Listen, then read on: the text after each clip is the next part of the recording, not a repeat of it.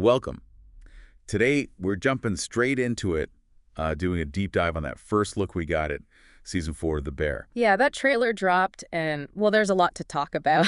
Definitely. And our main source here is a piece from Variety that just came out May 20th, 2025. Super fresh. Right. And our mission, really, is to kind of unpack what that trailer shows us.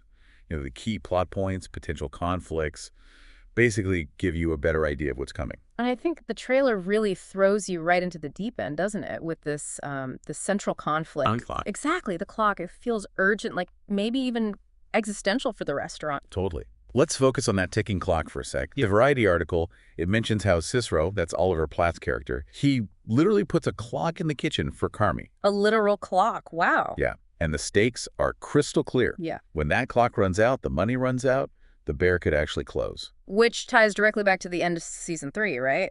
When Cicero mentioned his finances took a major hit. Exactly. So this isn't just, another kitchen drama. This feels like a real fundamental threat. Like, can they even survive this? It's interesting, isn't it? Bringing in this big external financial pressure now. After all the internal struggles just to get the place open, it shifts things. It does. Makes you think about, well, relying on family money versus, like, building something sustainable on their own. Especially in that business. Yeah, it's notoriously tough. And just quickly, for everyone marking their calendars, Variety confirms it. All 10 episodes, Season 4, they drop June 25th. June 25th. Okay. Get ready for the binge. Oh, yeah. And that timing. Yeah. It feels deliberate, right? Coming right after that.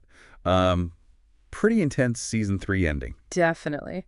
We should probably rewind a bit, actually, remind ourselves where everyone was left. Good idea.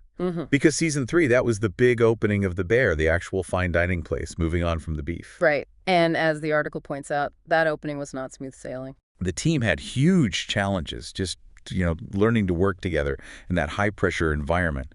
It took so much just to get the doors open. Yeah, easy to forget that part. And the pressure wasn't just professional, was it, Richie? Ah, yeah, Richie. Eben Moss-Bachrach. He was trying to make amends, right, with his divorce situation, a whole personal journey happening there. Absolutely. And then there's Sydney. Ayo Edebiri. Variety flagged this. She was dealing with a big internal crisis. Apparently some kind of life-changing opportunity at another restaurant came up. Ooh, okay. That adds a layer. Right. So where does her loyalty lie? With the bear, after everything?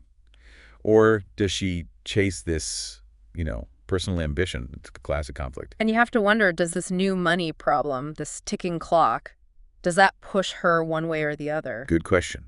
Does the instability make the other offer look better? Or does the crisis make her feel like more responsible, maybe? Make her want to stay and fight for it? We'll have to see. And we definitely can't forget how Season 3 ended for Carmy. The article mentions it too.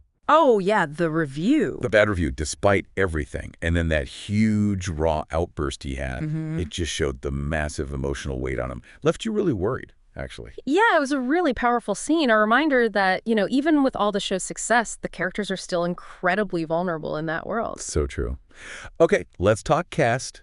For everyone wondering, Variety confirms the main crew is back. Jeremy Allen White as Carmy, of course. Yeah.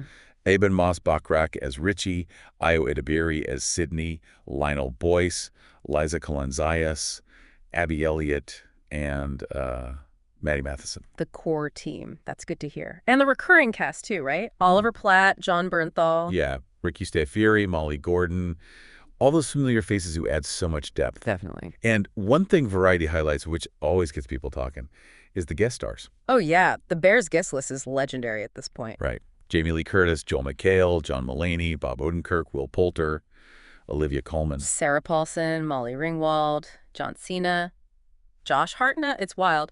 It really is. Shows how much people want to be on this show.